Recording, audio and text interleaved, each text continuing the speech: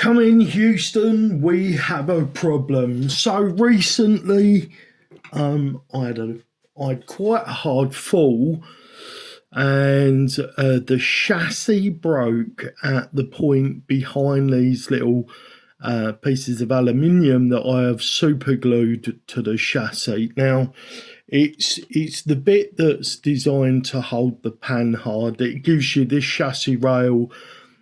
Is it the left and right are exactly the same? That's what I'm saying. So there isn't a right rail and a left rail.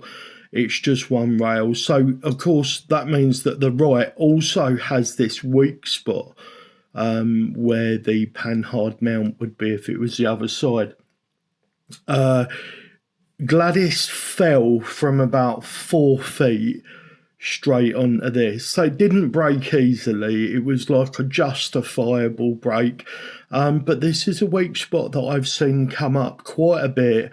A lot of people have broken the chassis here, so I'm just going to show you my method for fixing this. So first of all, in my box of bits, I had these 2 pieces of aluminium that have already got holes drilled either side. So the split in the chassis that I also CA'd, I used glue on that as well, is dead centre. So then I've added these pieces of aluminium either side nicely, and I'm going to drill, now that they've glued to the chassis, this has been on here 24 hours, I'm going to drill either side an M3 sized hole, and then I am going to bolt this together, and I promise you this is never going to break again. So let's get that done.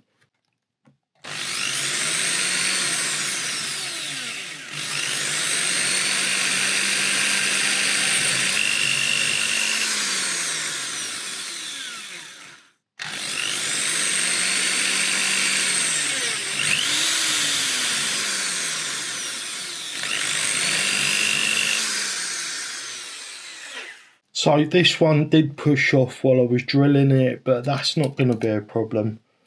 We're not worried about that, because the glue really was to hold the chassis together and to sort of just hold everything together. While the glue was going, we're just going to use 2 appropriately sized M3s. So instead of using a nylock nut, guys, I'm actually using just a normal nut, which I am going to back. I'm going to dab, should I say, a little bit of thread locker on, and we're just going to thread lock these up. That's essentially what a nylock nut is doing.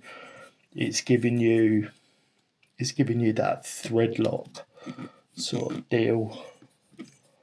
So let's get a dab of thread lock on and get these tightened up, and that'll be this one all done. So there you go, we're actually going to be doing a review of a new soldering station, because my Weller soldering station packed up.